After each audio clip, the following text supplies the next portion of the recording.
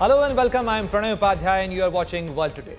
The United States and China have extended a tariff truce for another 90 days, staving off triple-digit duties on each other's goods as US retailers are getting ready to ramp up their inventories ahead of the critical end-of-year holiday season. President Donald Trump had announced on his social media platform, Truth Social, that he had signed off an executive order suspending the imposition of higher tariffs. Here is a report.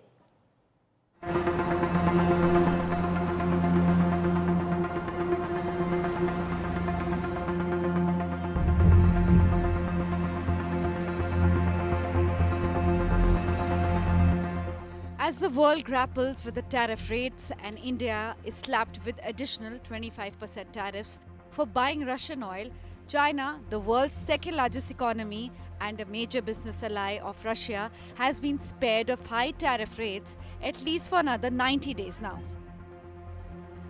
Hours before both the world's two biggest economies were set to raise tariffs on each other, US President Donald Trump signed an executive order to pause a hike in tariff rate till November 10th. The truce means that the US tariff on China remains at 30%, while China maintains the 10% tariff on the US. A joint statement was issued on China-US economic and trade meeting in Stockholm. It is based on the discussions that took place during the China-US economic and trade meeting in Stockholm, which was held under the mechanism established by the Geneva Joint Statement.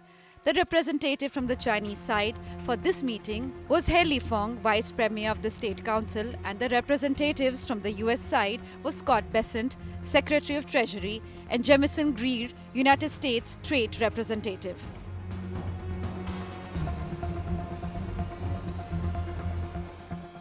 Soon after the announcement, China's stocks climbed, while Hong Kong shares remained steady. China markets have been trending higher in recent weeks as investors priced in positive signals from the US-China trade talks in Geneva, London and Stockholm, which focused on bringing retaliatory tariffs down from triple-digit levels. Many trade analysts hope to see the reshoring of global businesses. As we're looking at a more volatile trade environment right now, the reshoring, the supply chain diversification will continue onwards, but it may not accelerate as fast as it used to be, primarily because the multinationals that have already diversified their supply chain probably will not need to continue to do so. I think what we may see, which is actually against the trend, is that we might start seeing some more reshoring back to China. Some also say the timing of the extension till early November is very crucial. There will be a surge in seasonal imports of electronics, apparel and toys at lower tariff rates for the Christmas season. However, this also prevents the US tariffs on Chinese goods from shooting up to 145%, while Chinese tariffs on US goods were set to hit 125%. The tariff truce also gives time for negotiations and enable a framework leading to a Trump-Xi meet later in 2025. The order also serves to stabilize the global market, which earlier in the year had faced major upheavals due to US-China trade war. Though Trump has tried to stable US trade ties with China, it has not levied any additional tariffs on China for purchasing Russian oil. Meanwhile, US chip makers Nvidia and AMD have reportedly agreed to hand over 15% of their revenue from advanced AI chip sales to China to the US government. This unprecedented agreement clears the way for export licenses to resume following earlier restrictions. With Mahashweta Lala, Bureau Report, India Today.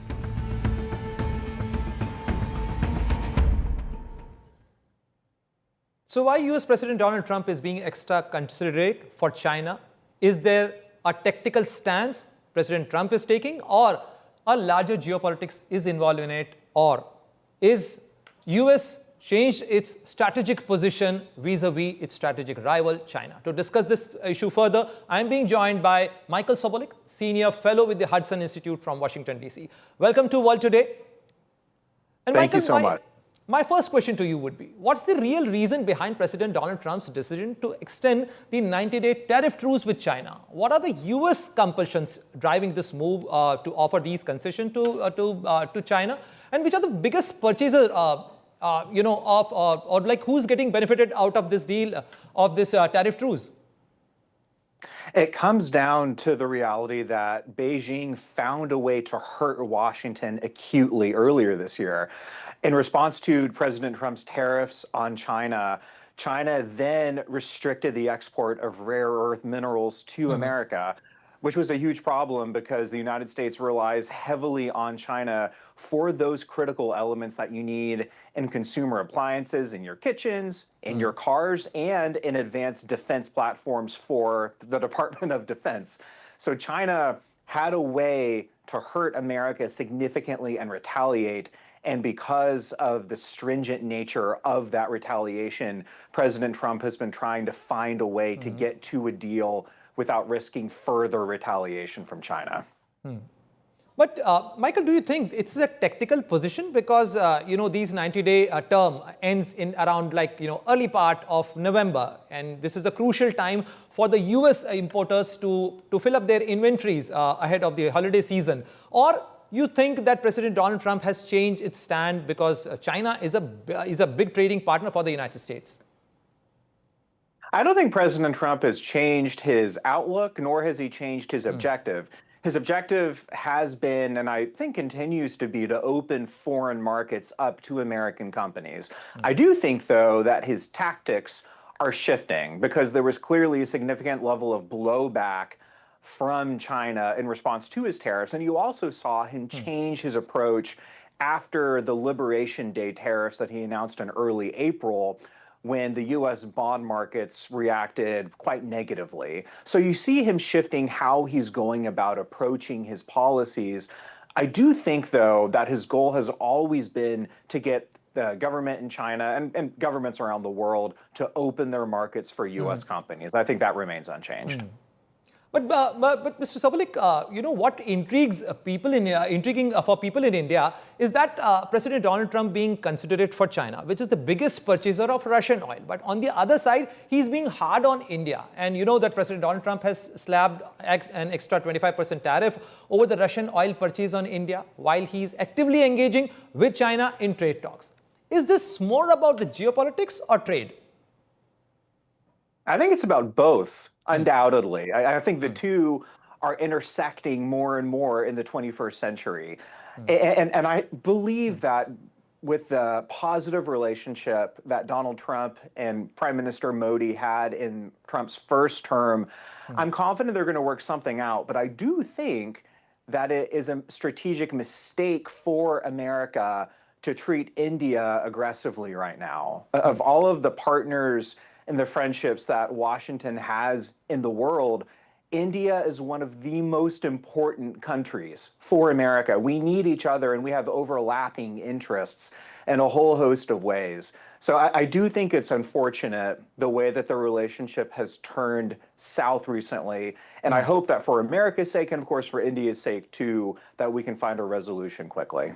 Obviously, everyone is hoping that we could find a resolution in near future. But what happened in last 6 months clearly shows that the relationship is not going in a right direction. So what message President Donald Trump is trying to send to India with his tariff, and how might it affect the US-India relation? Because you study Quad, you study the Indo-Pacific, the China dynamic here.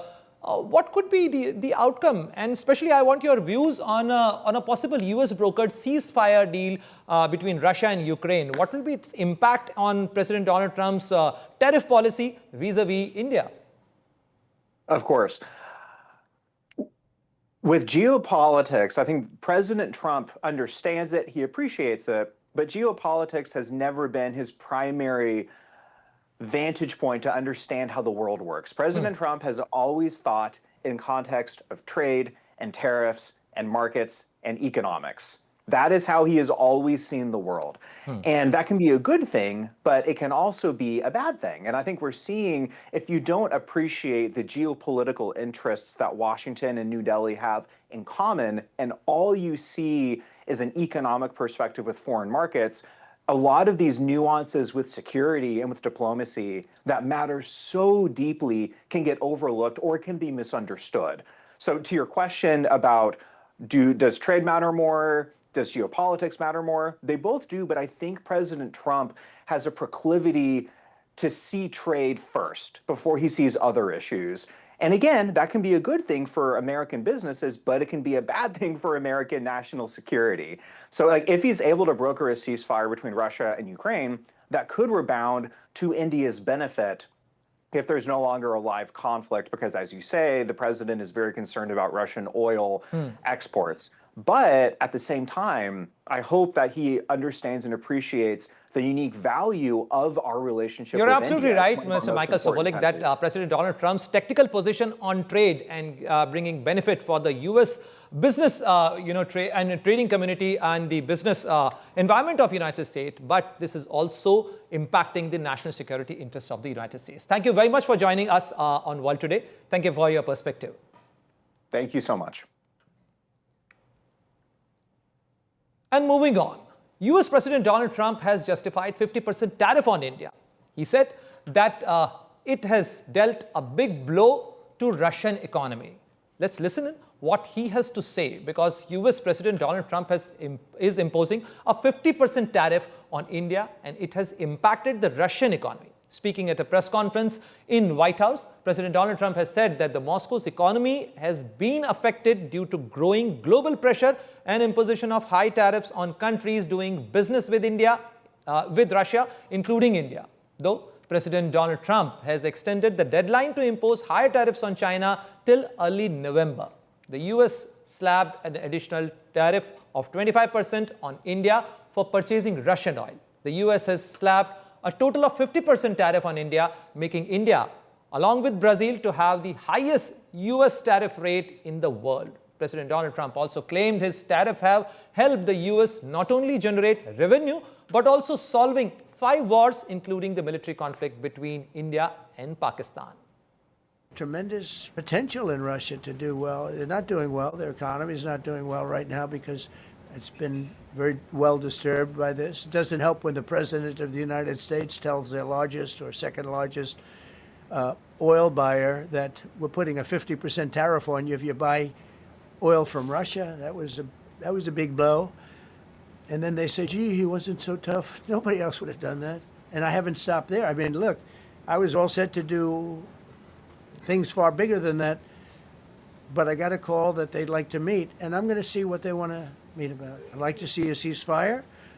I'd like to see the best deal that could be made for both parties. You know, it takes 2 to tango, right? The tariffs have helped. It's given us not only the money, it's billions, trillions of dollars of money, but it gives us great power over enemies. We solved 5 wars with Pakistan and India. We just solved one, Azerbaijan, and as you know, and Armenia.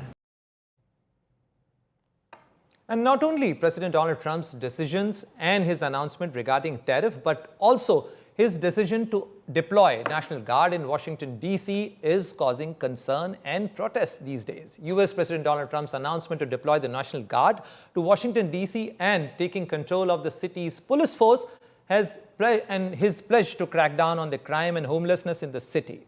While city's mayor Muriel Bowser has rejected President Donald Trump's claim about rising crime rates in the US capital. In a major move, US President Donald Trump has announced that he's placing Washington, D.C.'s Metropolitan Police Department under direct federal control and deploying National Guard troops to the capital. Citing a public safety emergency, Trump said the move follows the assault of a former government worker in the city.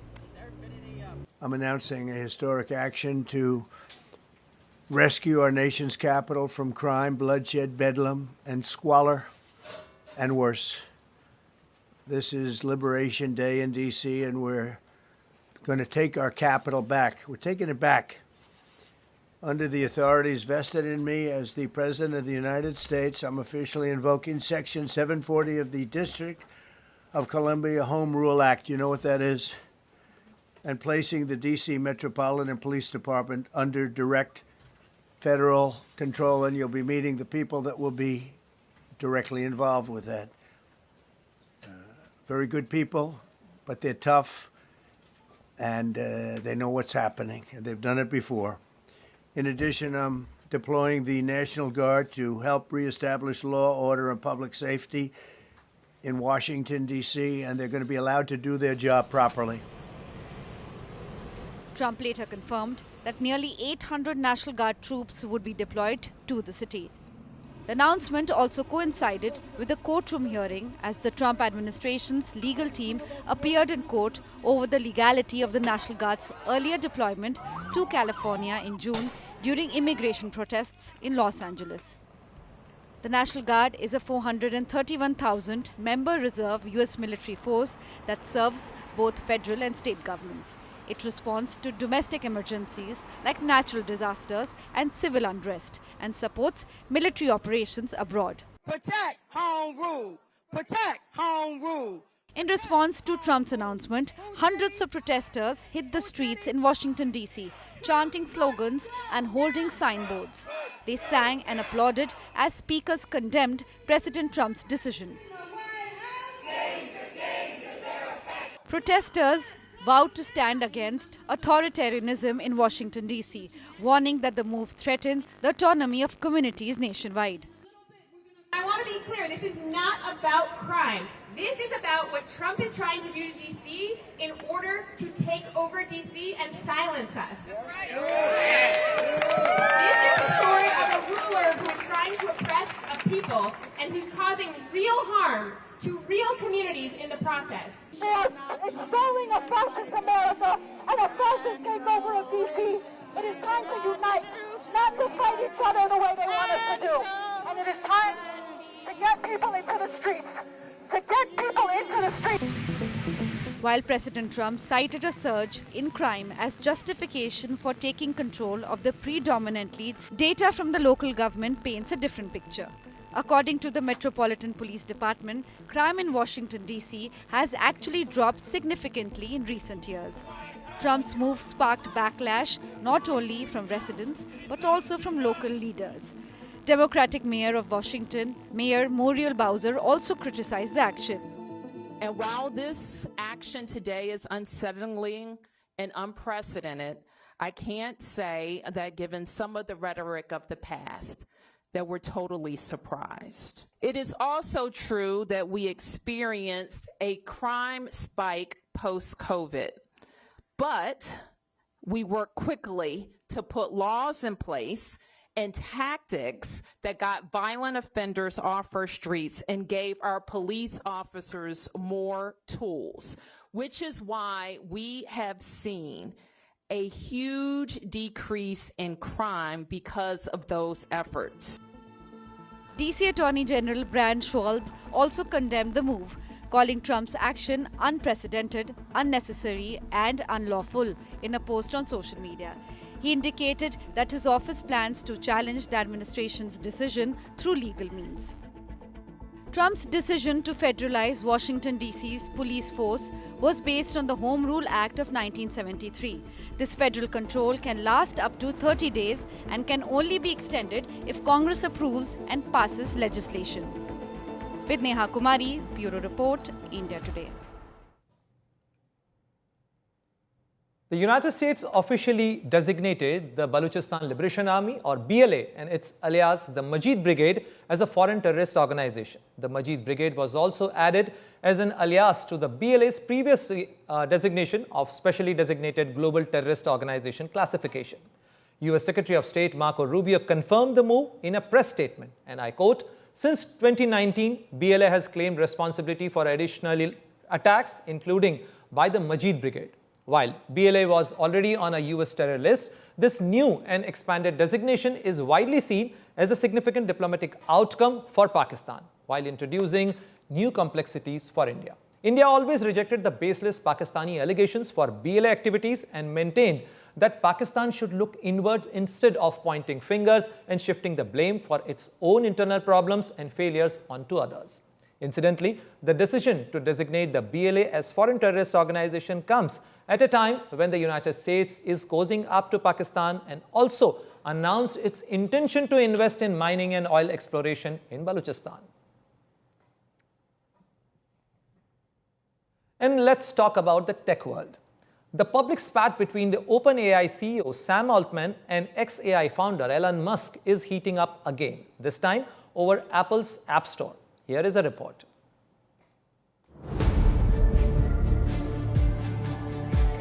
The AI war just escalated with Tesla CEO and ex-AI founder Elon Musk accusing Apple of manipulating Apple Store rankings to keep OpenAI permanently at the top.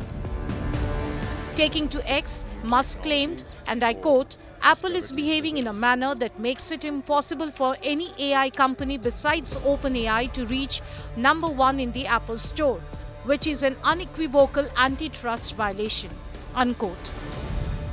But the battle did not stop there. OpenAI CEO Sam Altman fired back, accusing Musk of hypocrisy, alleging that he manipulates the platform X to favor his own companies.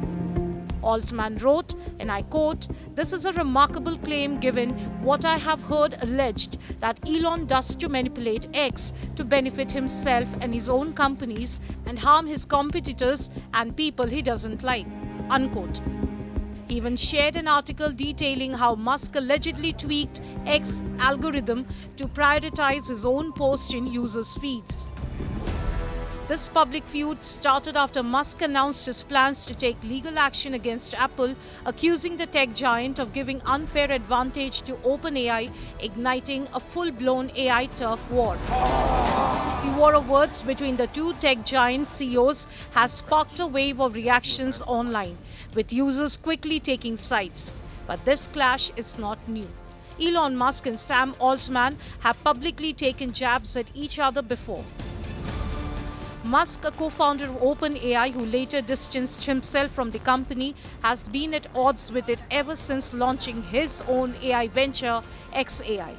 At the core of their rivalry lies a battle over a market worth trillions. With Neha Kumari, Bureau Report, India Today.